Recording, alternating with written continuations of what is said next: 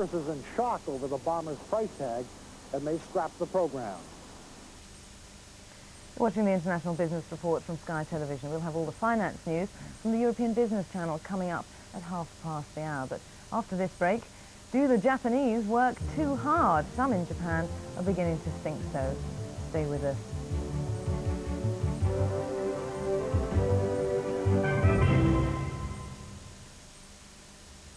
The Reporters, weekdays on Sky News.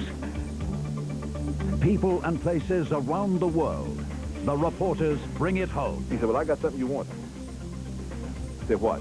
He said, an 18-pound catfish. I said, you're right. Are they daring the Burmese to fire back? Oh, get down. Get down. Ian, get down. Are you about to beat these children up? What I am about to do is not your business.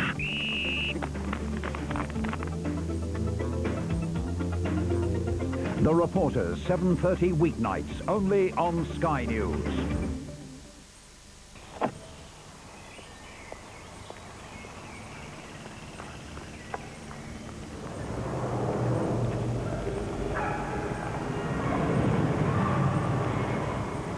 If you're parking in daylight, but are coming back for your car at night, how will things look in the dark? Don't make it easy for the car thief. Park safe in the light. Crime. Together we'll crack it. Boxing is best on Eurosport. 3 times a week we clamber into the ring for the best boxing there is. Every Monday night on Ringside Superbouts we turn the clock back to enjoy the most unforgettable fights, the most historic encounters. On Wednesdays and Saturdays we've World Championship boxing, tremendous title fights, hard-hitting action, bruising battles, brilliant boxing. And Eurosport will be traveling to Europe, the United States, and right around the world to bring the best and biggest title fights live. We don't pull our punches. Boxing is best on Eurosport.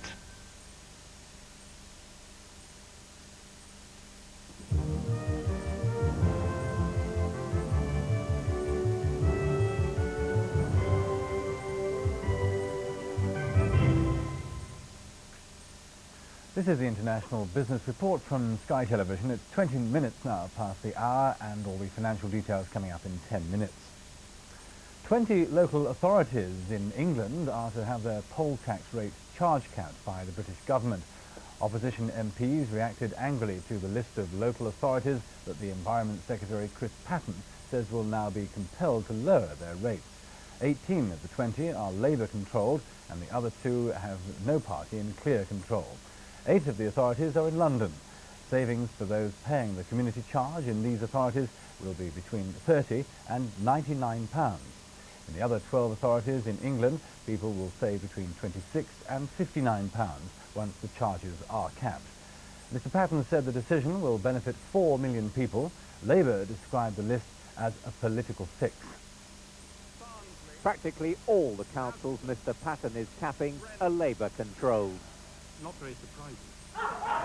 So he got a derisive Labour reception for his claim that with overall local government spending 30% above last year, he simply chose the top 20 most deplorable high spenders, those who exceeded his spending assessment per head by at least £75 and 12%. It is deplorable that local authorities have chosen to budget at these levels, putting an unacceptable burden on local people.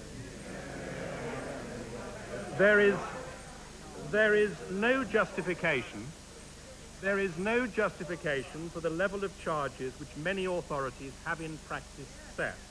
The Environment Secretary's decision should slash at least £27 off 4 million charge payers' bills. But by not disciplining conservative high spenders, Labour allege the list of targets is a cynical political fix. A rigged list drawn up in a cynical and desperate last throw to salvage something from the wreckage. Does he not reveal just how disreputable are the government's current aims? They've given up trying to make the poll tax work. They've given up trying to help the oppressed poll tax payers. Their sole and squalid aim now is to shift the blame for the whole poll tax fiasco for which they alone are responsible. Some Tory MPs are complaining that their local councils haven't been singled out for the cap. But the affected councils do seem fairly clearly targeted. They include some of those which saw the largest anti-poll tax demonstrations, such as Labour Lambeth, which is set to become the 21st cap victim when it finally fixes its budget. Mr Patten has given the councils 28 days to appeal or comply, so capping is now bound to dominate the campaign for the local government elections, which take place at the beginning of May. Adam Bolton, Sky News. The British Chancellor has been speaking about what he called the bumpy ride ahead before the inflation rate begins to come down. He told the Commons Committee yesterday interest rates should fall next year. And he said he still intends to take the pound into Europe's exchange rate mechanism. The Treasury Committee hearings gave MPs from all parties their first opportunity to quiz the Chancellor on the budget. John Major stuck closely to the forecast he gave then, but he did claim there were now real signs that high interest rates had done the trick and were slowing demand. So I think interest rates will be beginning to move down. I think if we're going to have inflation at 5%, which is our central forecast for the middle of next year, it defies logic that interest rates would still be at their present level of 15%.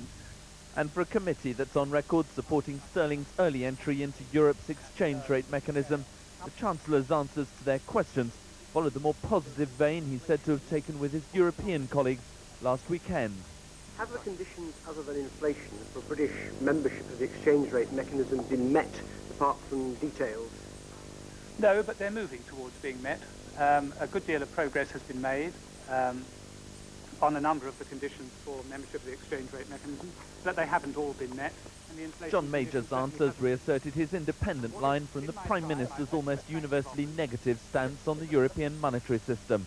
And on the budget too, he insisted it was no one's but his own. Mark Nichols, Sky News. Just another reminder, your financial details coming up in 5 minutes. Now some sport, and the West Indies have beaten England in the 5th and final one-day international in Barbados. After a thrilling match shortened by rain, the Windies got home in the last over. The final score, England 214 for 3 after 38 overs, the West Indies 217 for 6. 5,000 British fans greeted England's openers, David Smith, thrown in at the deep end after just 48 hours in the Caribbean. He soon discovered what batting here is all about. A vicious Moseley bouncer hitting him plumb on the helmet.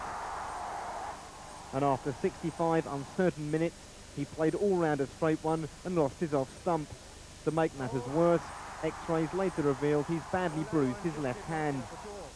But Robin Smith was in no mood to be intimidated. Courtney Walsh, the victim here. Walsh has come back, had his problems. He did have some luck though. Richardson held the catch at deep point, but the umpire had signalled no ball. Taken, but it's a no ball. Wayne Larkins made 34 before a combination of the ball and his body saw England 2 down for 98. Larkins goes with a Yorker. But skipper Alan Lamb was in a hurry, playing shots from the moment he arrived at the crease. He and Smith added 63 before Curtly Ambrose reacted brilliantly to throw down the stumps and send Smith back for 69. That really was superb. Picked up in the left hand. Lamb went on to reach a quick-fire 50 himself in the final over, and England's total of 214 looked likely to be enough. And that brings up the 50 for Lamb. But they reckoned without Desmond Haynes. This towering 6 off the Freitas came in only the second over. Well, on the roof, it's square leg. Small did account for Greenwich, but the Windies didn't slow up. Richie Richardson finding Lewis meat and drink on the easy-paced pitch. Well, they're really throwing their backs in on. Eddie Hemmings came on and immediately got rid of Haynes. Nasser Hussain taking the catch. Richardson was the man they wanted though, but he was scoring at will as England's bowlers began to tire. Carlisle Best joined in by flicking De Freitas over backward square for 6. His 51 came in just 43 balls. That's a big 6. Small finally ended Richardson's stay, but by then he'd made 80 and the match was almost over. It was left to Jeff Dujon to hit the winning runs. West Indies victors by 4 wickets with 3 balls to spare, and in irresistible form on the eve of the crucial fourth test. Trevor Harris, Sky News. The Japanese are fond of criticising Westerners for their laziness and attribute their economic miracle to discipline and hard work, but are the Japanese working too hard for their own good? This report from NBC's Diana Korik in Tokyo. All Japanese know the type, the workaholic. This ad parodies driven executives to sell a popular high-energy drink. But working hard isn't always a laughing matter. Takamasa Ogawa is suing the government for workmen's compensation. The 55-year-old Ogawa has been confined to a wheelchair since he suffered a stroke 4 years ago. His lawyer claims the stroke resulted from overwork while Ogawa was running a division at an electrical products company. Japan is a rich country now because of many people working very hard, and some of them died from karoshi or overwork. Japanese work about 28 more days a year than Americans. In the last 2 years, 1,200 Japanese sued the government, claiming family members were victims of karoshi, death from overwork. When the Ogawa's lawyers set up a karoshi hotline, it received 309 calls the first day. Most of the callers are widows who attribute their husband's death to karoshi. Days spent slaving at the office are followed by nights entertaining clients. The Japanese people have some special sense of responsibility to the business. They don't sleep well, they don't do exercise, and they smoke. By definition, someone who is a candidate for karoshi doesn't even realize it. Until he is dead. In their day-to-day lives, many Japanese businessmen are oblivious to the dangers right before their eyes. Now let's take a look at the weather, and our satellite sequence shows cloud and wet weather over Central Europe, and this can be seen moving east. Bands of cloud moving down from the northwest, giving sleet and snow over Britain and Scandinavia. Cloudy with sleet and snow showers in southern and eastern Scandinavia then, but brighter in the north and west. Cloud and rain moving into eastern Europe, cold in the north and west with wintry showers and the best of the sunshine in the Mediterranean. Dry with some sun in the eastern and central Iberia parts, more cloudy with showers in the north and southern Portugal. And over Britain, cold with wintry showers, these mainly in the east and in the north. Well, that's it from us. Coming up next, all your financial details from the European Business Channel, so stay with us.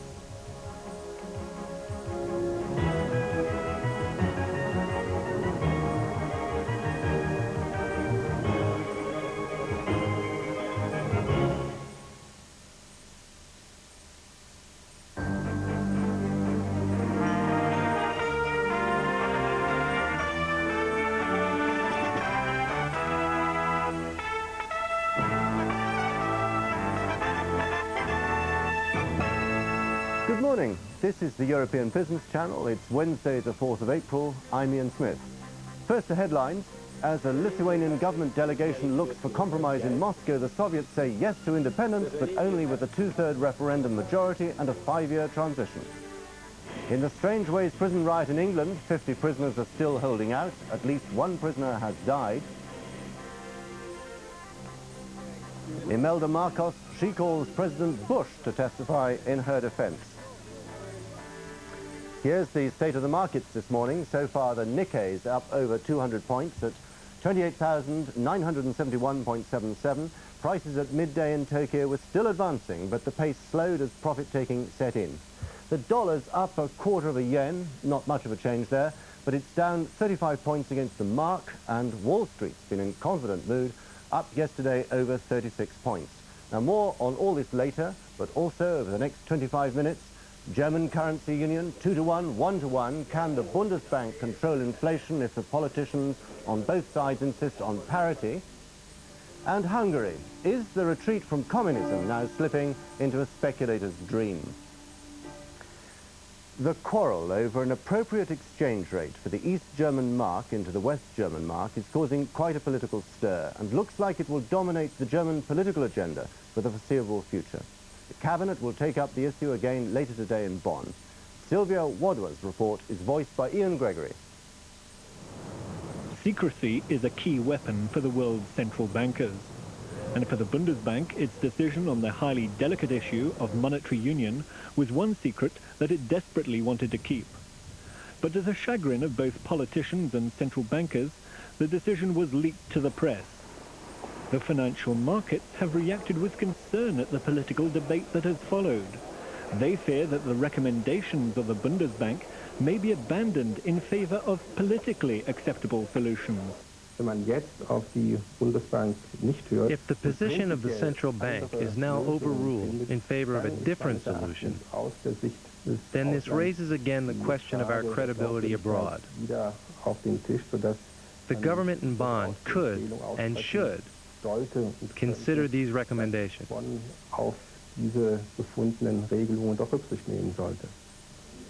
Many experts believe that the Bundesbank's recommendations make economic sense.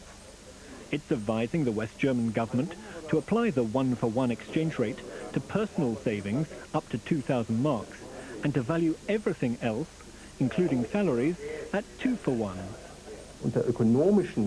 From an economical point of view, the 2-to-1 regulation makes sense, even though it induces some hardship for the savers. The central bankers are privately horrified by the furore generated by the issue. They argue that a 2-for-1 exchange rate would not cut East German purchasing power, but claim it would boost it because the current market exchange rate is 3 to 4 Eastmarks to the Westmark. As I see it, a 2-to-1 exchange regulation would still bring an improvement over the current situation for the East German population. Salaries, for example, would approximately be at their current level.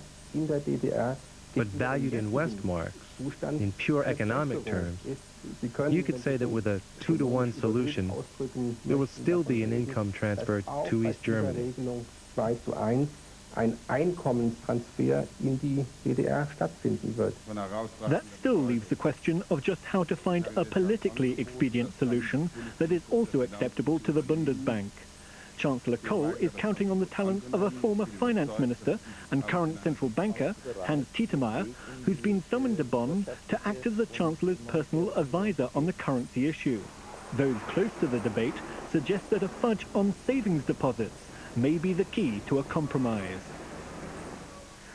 Chancellor Kohl himself turned the exchange rate issue into a subject of speculation. He pressed for monetary union. At a joint press conference with Hans Modrow on the 13th of February in Bonn, he said, I have offered Prime Minister Modrow and his cabinet immediate negotiations on the establishment of monetary union and a common market. To this end, a joint committee of experts should be appointed and discussions should begin without delay. On a set date, East German currency will be replaced as a monetary unit and legal tender.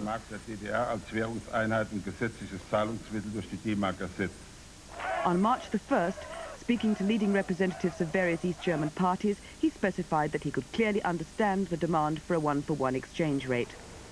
At the Spring Fair in Leipzig, Federal Economics Minister Helmut Hausmann assured that there was complete agreement between the East German government and himself on the question of a parity exchange rate.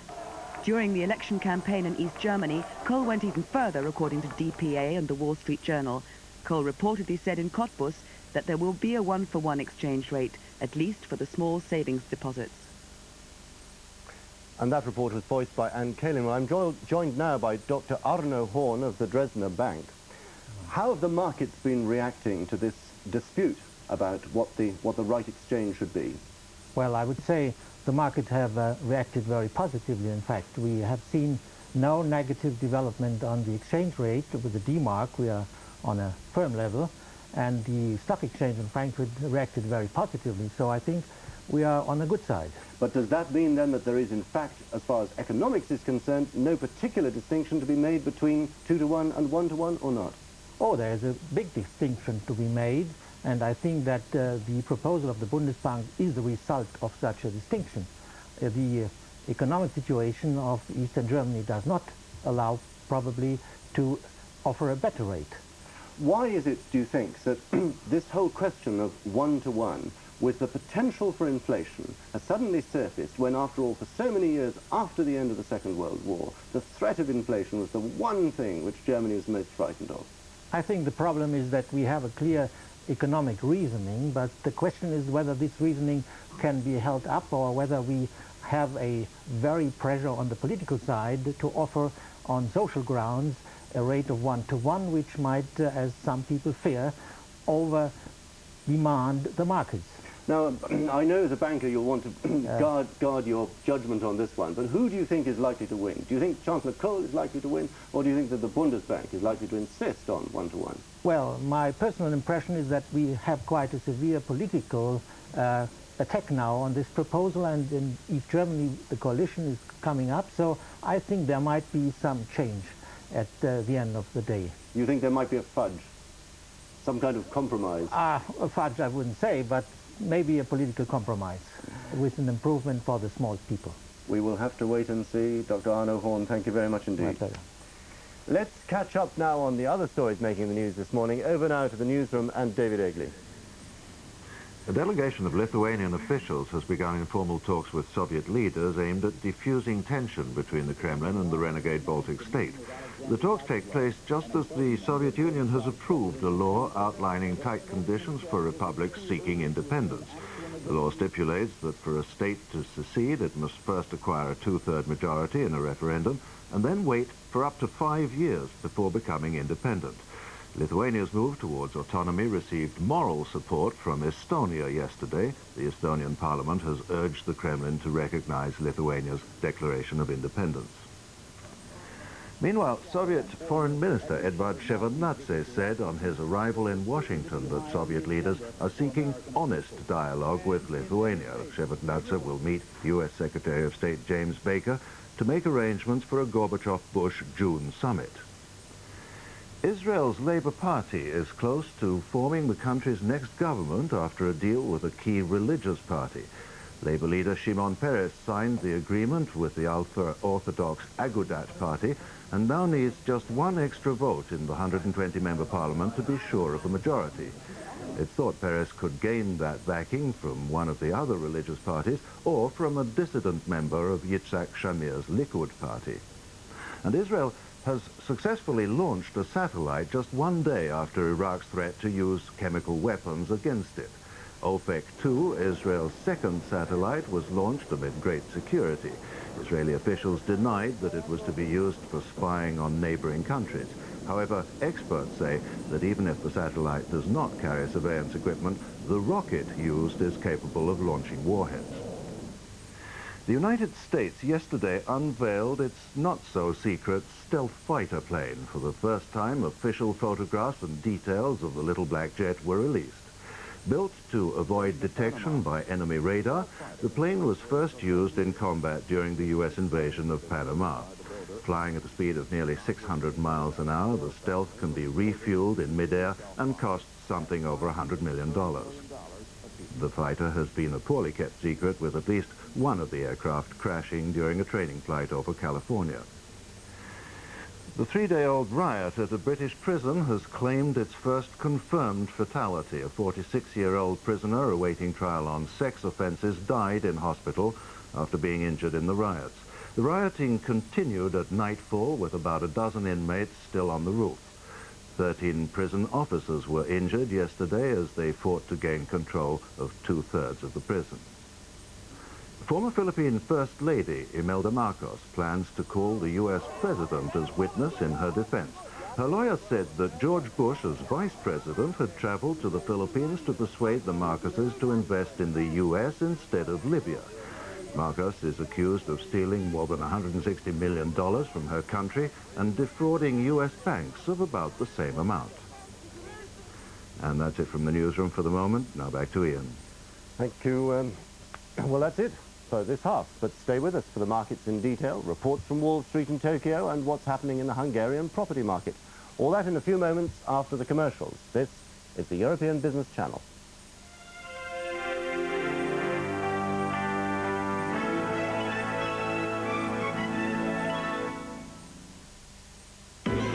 There's a new day dawning.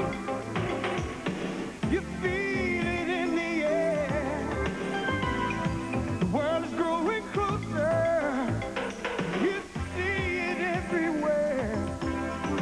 Cathay Pacific, helping the new world of international travelers arrive in better shape. There's a new world. There's a new world coming on Cathay. Only one European business newspaper has no allegiance to a single flag. Only one gives an unbiased view of European events. Only one is headquartered in Brussels and gives Europe the latest business news from around the globe. The Wall Street Journal, Europe.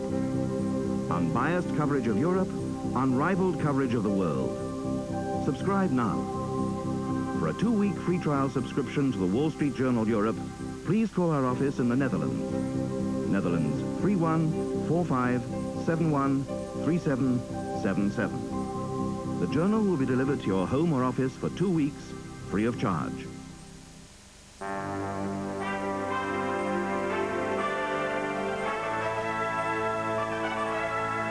Welcome back. The market's now, and no need to choke on your muesli and yogurt. It's not Suicide Monday. This is Wednesday, and everything looks a lot rosier this morning. European stock markets bounced back yesterday once they realized the Nikkei was back in form. It didn't stop the yen from slipping slightly against the dollar ahead of the weekend's G7 meeting, but gold's been putting in a bit of a spurt.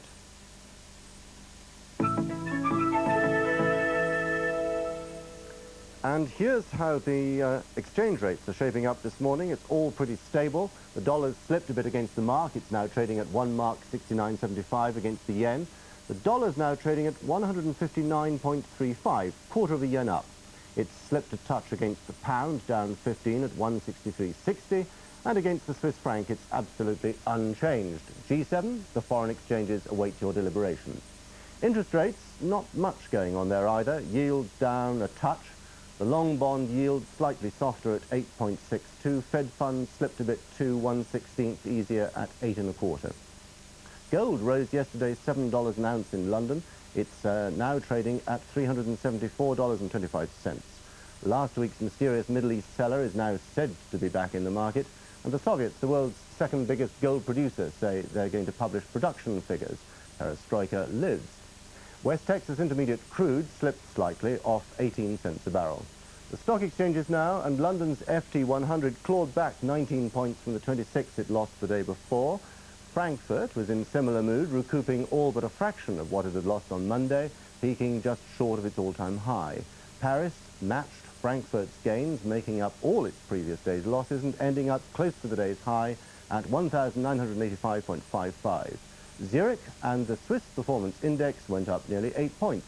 Slow trading, but firmer. Amsterdam, the CBS All-Share, up 2.4.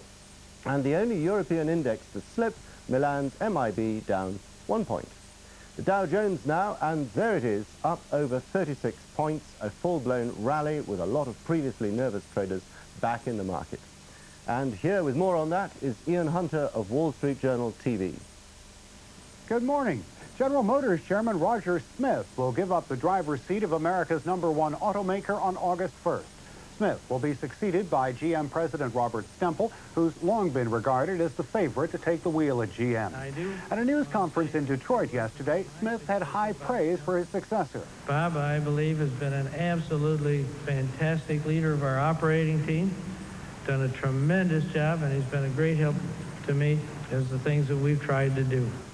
GM has been steadily losing market share, and one of the company's main goals is to increase its North American profitability. Smith's retirement comes on the heels of Ford Chairman Don Peterson's retirement last year. And late next year, Chrysler Chairman Lee Iacocca's contract expires. Well, the U.S. economy is expected to continue growing, albeit slowly.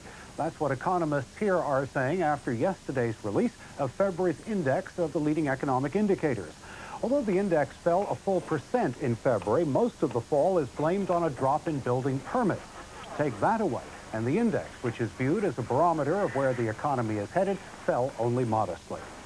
Well, Donald Trump is going to go head-to-head with the French department store Galeries Lafayette.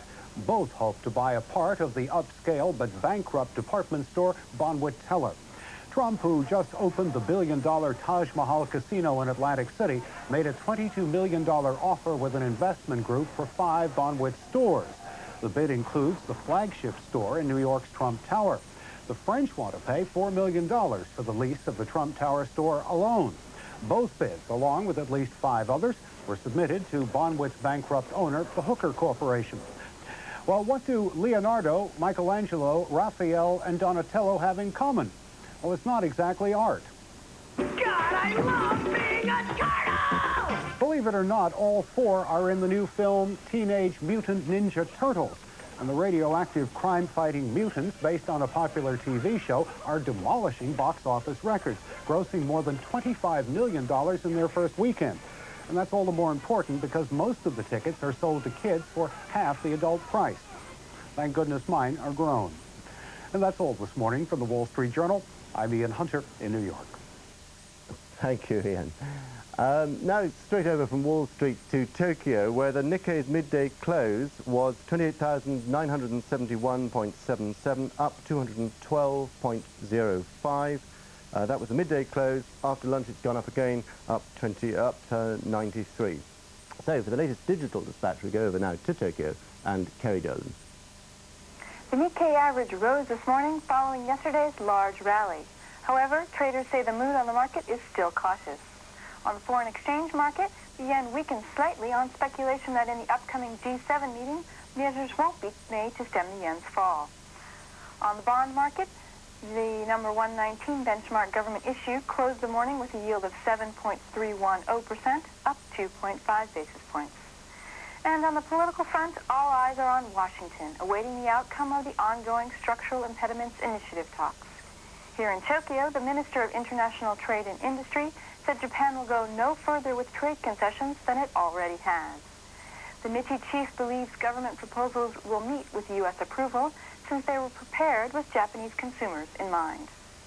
And good news for trade officials here on the European front. The General Agreement on Tariffs and Trade has supported Japan's claim that the EC anti-dumping duties on Japanese goods violate GATT principles. If the GATT panel's findings are approved by the GATT Council, the anti-dumping duties will have to be scrapped or drastically revised. And finally, the latest in vending machine offerings here, beef. A U.S.-Japanese joint venture is hoping to cut back on personnel and distribution costs with the move. That's all for today. This is Kerry Dolan in Tokyo. Thank you, Kerry. Can the London Stock Exchange and the Financial Futures Exchange there get their act together in time to head off European competition? That's the question currently exercising the city. As David Bellin explains now from London, it's a question of marrying up outcry and scream. London's traded options market is a lonely survivor on a deserted trading floor of the London International Stock Exchange. Big Bang booted the equity traders off the floor and into screen-based dealing rooms. The derivative dealers still rely on floor-based open outcry trading. So does Life, its near neighbour in the City of London. No one can deny the logic of putting the two exchanges together, and Life needs a bigger trading floor anyway. But while they've been squabbling over how and where to get together, exchanges in Paris, Frankfurt and Amsterdam have been threatening London's position as Europe's premier derivatives marketplace. We have been encumbered by many historical problems, from a structural to a fiscal nature. And if London is to continue its strength and to move on from here, then clearly we need to make sure that some of these issues that have not been a problem to some of our competitors in Europe are removed. The details have yet to be worked out, and an action group will be looking for a new joint home. But the underused stock exchange floor must be the front runner for what should become Europe's biggest open outcry market. Let's now go to the newsroom for a summary of the main business news now from David Egley. The U.S. has finally succeeded in prying its way into the previously closed Japanese satellite market. A deal negotiated by the U.S. with Japan allows American and other foreign satellite makers to access Japan's multi-million-dollar satellite market. The agreement resolves a long-standing U.S. claim that the Japanese had blocked their market to foreigners to protect their own manufacturers. American satellite makers stand to benefit most from the agreement in the battle for world market share against tough European competition.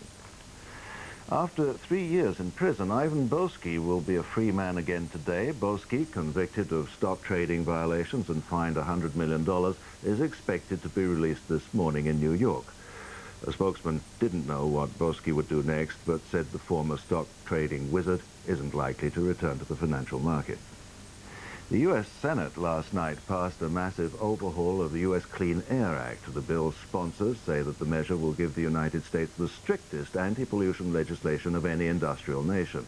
If the bill becomes law, it could add $20 billion a year to the estimated $33 billion cost of meeting current environmental protection laws.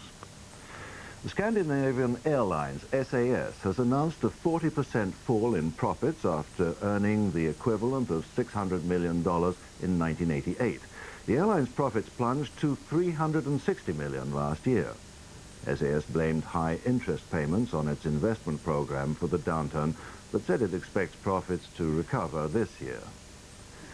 Japan's Mitsubishi and Italian carmaker Fiat are negotiating possible joint production in Europe. A spokesman in Tokyo confirmed the talks last month.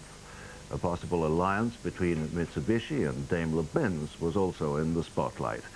The Mitsubishi spokesman said the Japanese company will decide on a European project this year. And feuding at the top levels of Italian industry. State energy concern Eni has resorted to court action to retain control of the Enimont joint venture. Eni is protesting the addition of 2 seats to the Enimont board. Raul Giardini's Monte Edison, the other partner in the troubled marriage, grabbed the balance of power last month when the 2 seats were filled by Giardini allies. And meanwhile, another Italian mogul, Carlo De Benedetti, put forth a new plan which could shift the leadership of Mondadori his way. He's been battling media baron Silvio Berlusconi for control of the Italian publisher. Benedetti's holding company yesterday upped its proposal for a capital increase. Shareholders now have 60 days to meet, time that could allow De Benedetti and Berlusconi to work out a compromise. And the West German chemical company Hoechst has announced that last year its pre-tax profits in Germany rose by 9.4% to 2.21 billion Deutschmarks. But worldwide, the group's profits increased by only 1.5% to 4.15 billion marks due to the weakness of most foreign currencies against the Deutschmark at the end of the year. The Budapest arm of West Germany's biggest media group, Axel Springer, has launched 4 new regional daily newspapers in Hungary. Axel Springer Budapest has taken over the complete staffs of 4 existing dailies previously owned by the ruling Socialist Party. The 4 papers have combined circulation of 190,000. The Springer Group is also negotiating the acquisition of another 5 of Hungary's 21 regional dailies. And that's it for today. Now back to Ian Smith. Thank you, David. Now, here's a question for anyone hoping to make millions in property speculation. In what European country can you buy property as a foreigner but escape VAT completely, not pay profits tax for 5 years, and sell your prime piece of land back to the government at any time you like without losing a forint? Correct. Hungary, where foreigners are flocking in to buy houses, shops, offices and development land. That sounds a recipe for enormous Hungarian resentment to me. Linda Lewis now reports.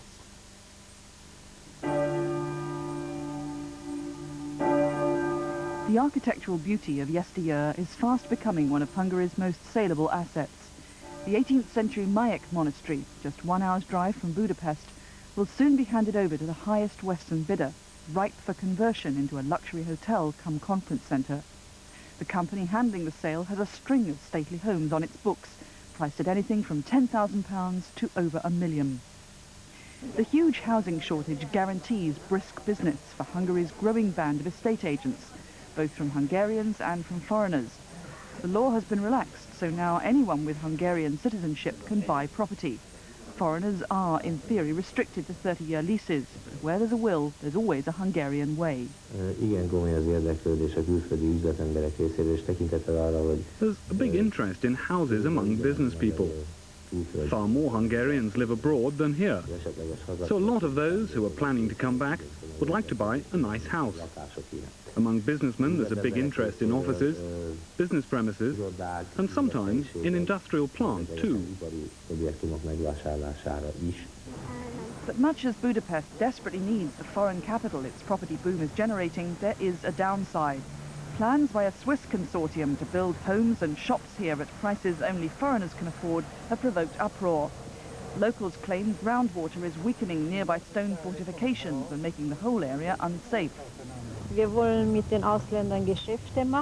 want to do business with foreigners. They can build hotels if they want, but our parks and playgrounds are the last fresh air places which Budapest still has. We don't want foreign developers destroying them. We don't want to live in ghettos surrounded by Swiss. We don't have the currency anyway to shop in their shopping centres. With the $15 a year we get, we can't even live here at all.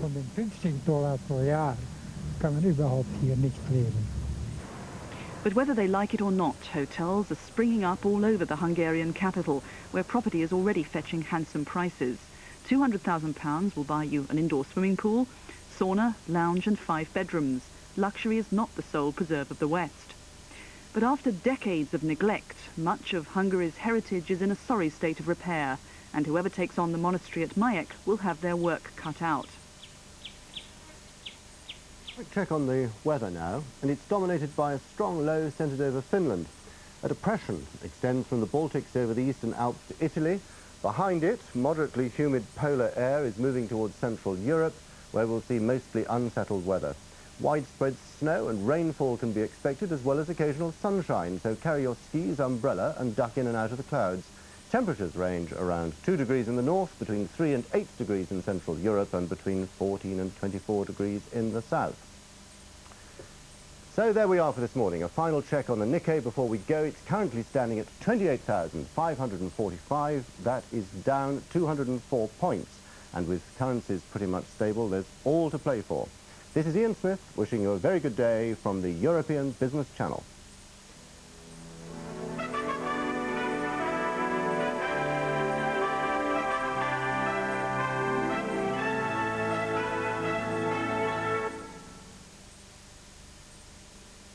Like so many things in the wild, this plant could be of untold benefit to humanity.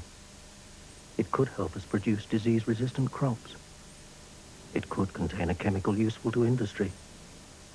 It may even be our cure for AIDS, cancer, or heart disease.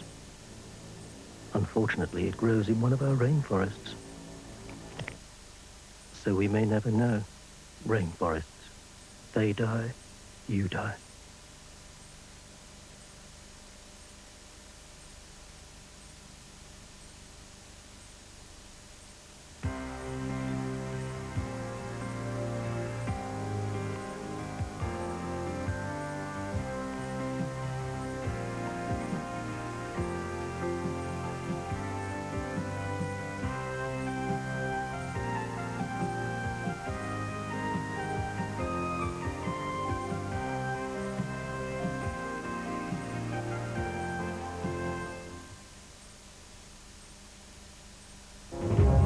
Strangeways prison riot, rumours of collapse.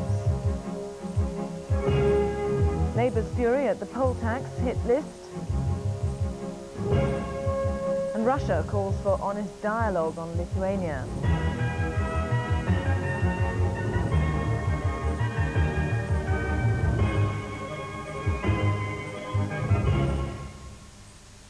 And this is the International Business Report from Sky Television. I'm Alistair Yates with Joanna Sheldon, and we'll have all the financial details for you again in a quarter of an hour. Good morning. There's growing speculation this morning that the riot at Strangeways prison in Manchester could be over. Police were in action again during the night, although it wasn't clear precisely what was going on. The Home Office has yet to make a statement. It has been confirmed, however, that the inmate who died in hospital yesterday was an alleged sex offender. Tension heightened considerably around the prison during the night.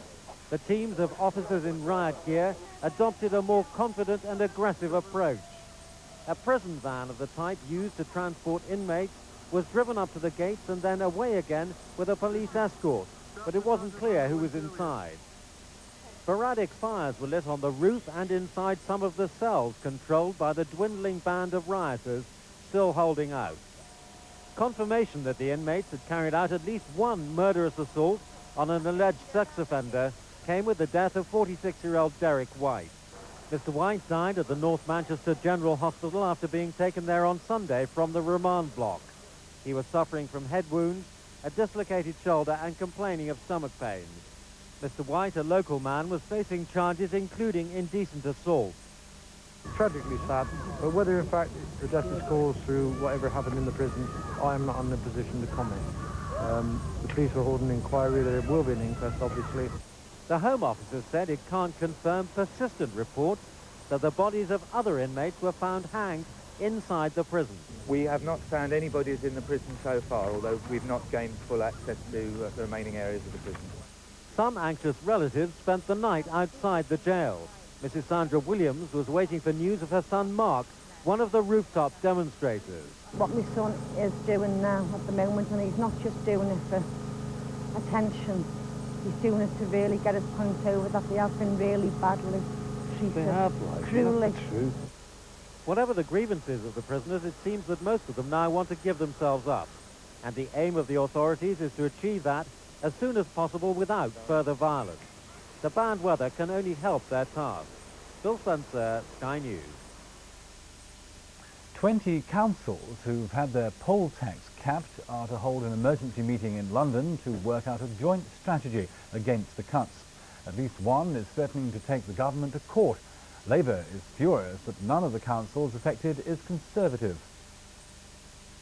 Labour says it's a political fix. They claim the government has fiddled the figures to ensure the charge cap list contains not one Tory-controlled council.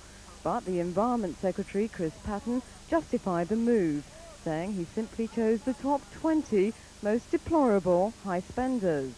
It is deplorable that local authorities have chosen to budget at these levels, putting an unacceptable burden on local people. There is no justification for the level of charges which many authorities have in practice set. Mr. Patten says his decision will benefit 4 million people. 8 of the authorities are in London. Savings for those paying the community charge in these authorities will be between £30 and £99. In the other 12 authorities in England, people will save between £26 and £59 once the charges are capped. The Labour-controlled London Borough of Lambeth, which last week cut its proposed charge to £548, also looks set to become number 21 on the Environment Secretary's list. Mr. Patten said that to be caught in the capping net, councils had to be at least 12.5% over the Whitehall benchmark for standard spending, and £75 per adult above target. The latter condition spared many authorities. So Labour wants to know why Conservative Windsor and Maidenhead, with a poll tax bill of £449, was excluded, but Calderdale, at only £297, was caught, and why Conservative Berkshire, with an increase of 20.6%, was left out, while Labour-controlled Brent at 1.4% was on the list. It was a blatant fix. It was one of the most cynical exercises that I've ever seen in the House of Commons, and that's saying something because I've seen an awful lot of those since 1983. Capped authorities now have 28 days to accept their reduced budgets or suggest an alternative figure to the Environment Secretary, who must receive Commons approval for his final decision. So capping looks set to dominate the campaign for the local government elections at the beginning of May. The prospect of legal challenges by some capped authorities could affect Mr. Patten's timetable. Councillors in Hammersmith and Fulham are already threatening to take the government to court. Eve Conway, Sky News. Returning now to our top story and the siege at Strangeways Prison in Manchester. We're now crossed live to our reporter at the scene, Shirley Lewis. Good morning to you, Shirley. Good morning.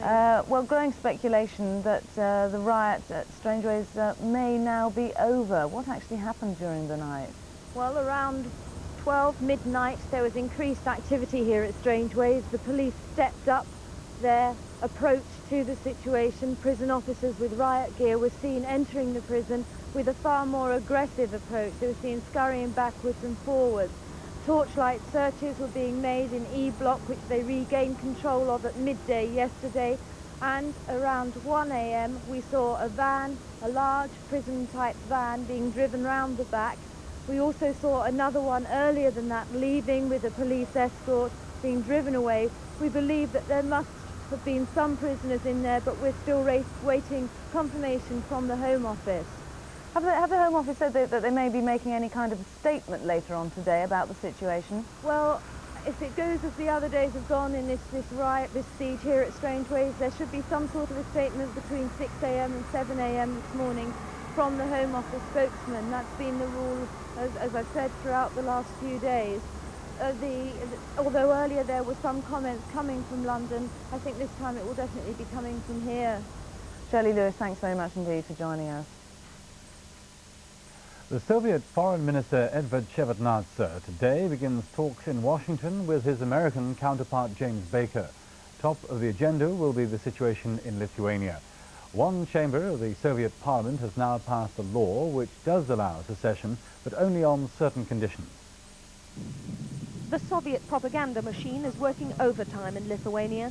A Soviet army helicopter dropped leaflets denouncing the republic's President Landsbergis, but the public are not persuaded. Soviet soldiers are still guarding the prosecutor's office they took over last Friday, but defiant protesters still managed to break in to demonstrate against its occupation. The republic's pro-independence paper has also been taken over by troops. But the paper was on sale tonight after being secretly printed in a neighboring republic. Earlier, a delegation of Lithuanian leaders arrived in Moscow, their mission, peace talks. They went on to have their first direct contact with Soviet officials, seen by the Republic as an encouraging step forward. Their meeting coincided with a debate in the Soviet Parliament about secession from Moscow. After a heated debate, the Parliament voted through the first stage, with certain riders. It still has power of veto over any move to independence. The chairman of the Supreme Soviet says he wants a compromise, but despite the conciliatory tone, the Soviets closed Lithuania's border with Poland this afternoon. It's the only crossing that doesn't adjoin Soviet territory. A second republic, Estonia, this evening called on the Kremlin to end its military pressure on Lithuania immediately and recognize its independence. Estonia also wants to break links with Moscow, but only on a step-by-step basis. The Soviet Foreign Minister Eduard Shevardnadze is in Washington to prepare for a superpower summit in June, but he can't escape the issue of Lithuania. When questioned, he said Moscow wanted an honest dialogue with the Republic. No doubt the subject will be raised again when he meets President Bush on Friday. Alex Crawford, Sky News. The government will today publish its controversial bill to give UK passports to 50,000 Hong Kong households. The bill is strongly opposed by Labour and a large number of Tory MPs led by former party chairman Norman Tebbit. The Prime Minister is already said to be furious with Mr Tebbit over his declaration last week that he would be willing to stand as a candidate in any leadership battle should the Prime Minister stand down. Now, as the leader of an army of some 80 Tory rebels ready to oppose the bill, he's poised to inflict defeat on the government. The controversial bill would give passports to 50,000 Hong Kong households, which could lead to 250,000 people seeking sanctuary in Britain. Mr Tebbit's rebel army says this is too many. He's already come to blows with Foreign Secretary Douglas Hurd in the House of Commons. I disagreed with almost everything he said and agreed with almost everything that the right honourable gentleman said from the opposition's front bench. Labour's also set against the bill, which it's branded as elitist in only giving people in key positions the right to a British passport. If Labour and the rebel faction both oppose the bill when it has its second reading after the Easter recess, then the government faces defeat. With communist China set to take over the British colony in 1997, the British government is desperate to stop the brain drain and keep things running smoothly up to and beyond the handover by providing key citizens with the safety net of refuge. Mr Tebbit is warning backbenchers those allowed to leave could be followed by others, undermining Hong Kong's prosperity and damaging relations with China. Meanwhile, up to 30 MPs from all parties will visit the colony as guests of the Hong Kong government, determined to make its case understood at Westminster. Julie Parish, Sky News. Schools across the country are facing disruption today because of a 24-hour strike by some teachers. The action involves the second biggest teachers' union, the National Association of Schoolmasters, and the Union of Women Teachers. They're protesting over the government's 8.3% pay offer. It's the first national teacher strike for 3 years. Leaders of the 118,000-strong NASUWT claim schools could close in areas where their membership is strongest, but the effects will be limited because every other teaching union is refusing to join them. NASUWT General Secretary Fred Smithers is sure a strike is the right decision. He says it's not only a call for more money, morale is at an all-time low, he said, and the problems of teacher supply worsen every month. He's hoping thousands of teachers will join a rally in Hyde Park later today. But the Education Secretary, John McGregor, says the strike is completely unjustified. He's urging all teachers to work normally. He said it was a critical time of year for many children, and depriving them of even a day's schooling was a disservice to the teaching profession. Stephen Grocott, Sky News. Scottish police are questioning a 36-year-old Palestinian about the Lockerbie bombing, which killed nearly 300 people. Abu Taub was jailed for life in December for bombings in Denmark and the Netherlands. His flat near Stockholm was searched after it was discovered he'd been in Malta shortly before the Lockerbie bombing. Detectives found shreds of Maltese clothing in the suitcase, which is believed to have contained the device. The United States President George Bush may be called as a defense witness at the trial of Imelda Marcos, the widow of the late Philippines President Ferdinand Marcos. The revelation came at the start of the trial in New York, where Mrs. Marcos is accused of fraud and racketeering involving millions of dollars. The Duke of Edinburgh will attend a steamy sex case at the Old Bailey today. He's spending the day at the court where the country's most notorious murderers and spies have all been tried. Court 1 at the Old Bailey is currently hearing the case of a part-time sex aid salesman who's accused of murdering his wife's lover. Yesterday, Justice Rougier adjourned the case before lunch and urged barristers to make sure they had evidence for the Duke to hear today. You're watching the International Business Report, and coming up next is cricket for you, and England lose the last one-day international in Barbados. Stay with us, won't you?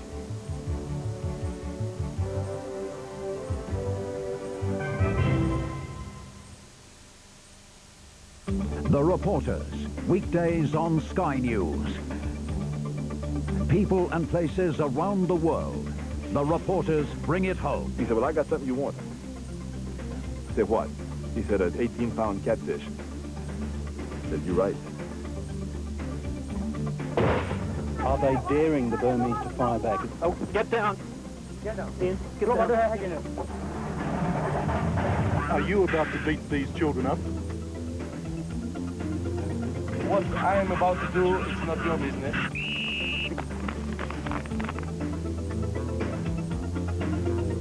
The Reporters, 7:30 weeknights, only on Sky News. From skin behavior to robot behavior, levitation to aviation. For an exciting look at modern science and technology, watch Beyond 2000 every day on Sky News.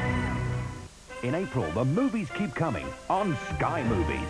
Bette Midler and Lily Tomlin. God, it's me with a bad haircut. Big Business. You're a knight of the round table. Monty Python and the Holy Grail. A man ahead of his time. The true story of jazz legend Bird. Brian Dennehy and James Woods. Bestseller. I'm your fairy godmother. Ali Sheedy in the hilarious comedy Made to Order. I'm sorry. A cold-blooded killer on the loose. My God. Rampage. I wish I were big. Tom Hanks's wish comes true. I'm 13 years old. Oh, and who is it? Big. I kidnapped Harold. Albert Finney. Orphans. You're an amateur. A rank amateur. Michael Keaton. We're gonna have some laughs. Beetlejuice. Steven Spielberg's masterpiece, Empire of the Sun. Sky Movies, the best movies on television in April and throughout the year. I don't know what it is. I'm buying. And what are those? And what's this? And this? Oh. And what's that? Hello, Mel. Oh, you're looking all right, Dave. Oh, I don't know. I just don't understand about all these D numbers.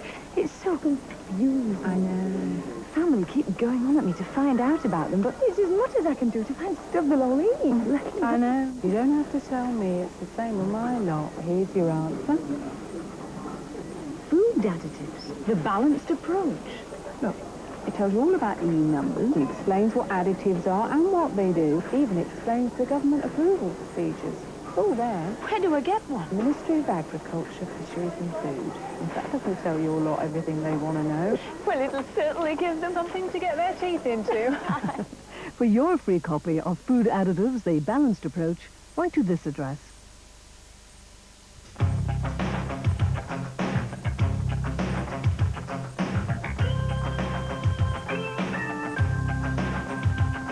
On distant fields all soft and green began the making of a fighting machine. Traditions from beyond our birth spread the spirit all around the earth, sowed the seed to every race, 'cause we got the steel of W.G. Grace.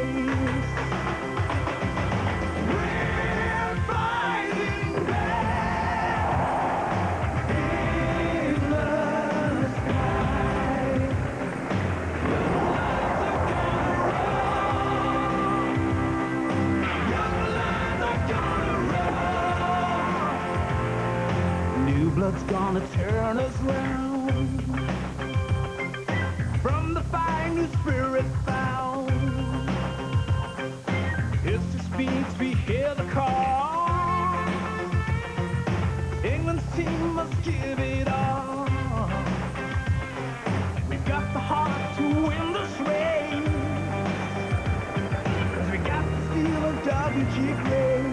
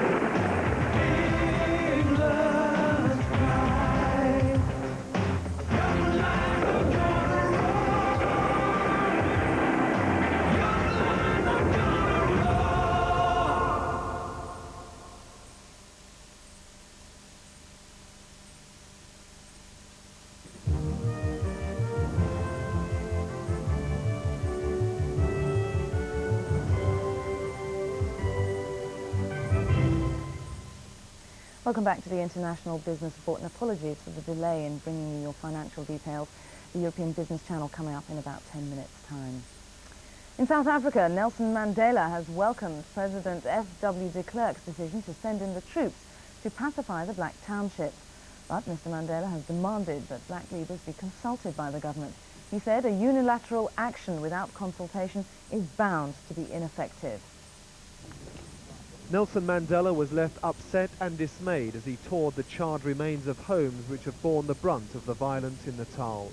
He offered sympathy and consolation to the victims of the 3-year-old power struggle between the United Democratic Front, which is allied to Nelson Mandela's own ANC, and Inkatha, the movement led by Zulu chief Buthelezi. The scale of the violence was all too evident.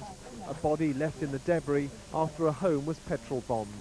A witness said others from the house fled in panic. A shell apparently used in the attack. Mandela's presence sparked differing reactions. His supporters shouted and cheered. He told them, "We are not fighting in Inkatha, we are fighting against repression." Elsewhere, his motorcade was apparently met with stone-throwing youths, though none got close to his car. At a press conference after his tour, Mandela said he was alarmed at the extent of the damage and the deaths, but impressed by the high morale of the people. Troops patrolled some of the worst-hit townships, but the police reinforcements ordered by President de Klerk were yet to arrive. For their part, the authorities said the townships were tense, but under control. Adam Harding, Sky News. Defense cutbacks are in the air in Washington, and one of the first victims could be the B-2 stealth bomber, because of improved relations with the Soviet Union. Meanwhile, the stealth fighter, which is also invisible to radar, has been unveiled for the first time. The stealth fighter was one of the best-kept military secrets and most expensive weapons of the last decade. The Air Force ordered 59 of the bat-shaped aircraft in the early 80s. They were kept in hangars at a secluded base in the Nevada desert and, until last year, flown only at night.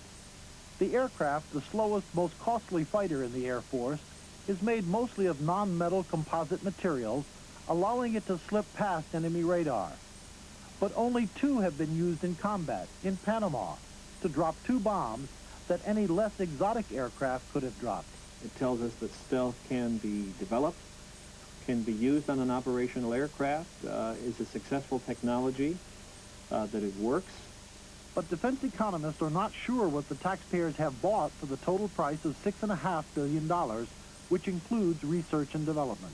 Clearly, we're getting a tactical bomber, an airplane that is able to elude radar, fly in very low, hit a target with some precision with a bomb. What is not clear is whether we're getting a plane that can defend itself if it's detected by another fighter. The Air Force hopes the fighter, which is paid for, will impress enough people to win funding for this B-2 stealth bomber still in testing. One Air Force official complained that the proposed stealth bomber, which will cost $500 million each, could not be kept secret as long as the stealth fighter. Congress is in shock over the bomber's price tag and may scrap the program. News of England's cricket team now. The West Indies have beaten England in the 5th and final one-day international in Barbados. After a thrilling match shortened by rain, the Windies got home in the last over. The final score, England's 214 for 3 after 38 overs. The West Indies 217 for 6. 5,000 British fans greeted England's openers. David Smith thrown in at the deep end after just 48 hours in the Caribbean. He soon discovered what batting here is all about. A vicious Moseley bouncer hitting him plumb on the helmet. And after 65 uncertain minutes, he played all round a straight one and lost his off stump. To make matters worse, X-rays later revealed he's badly bruised his left hand. But Robin Smith was in no mood to be intimidated.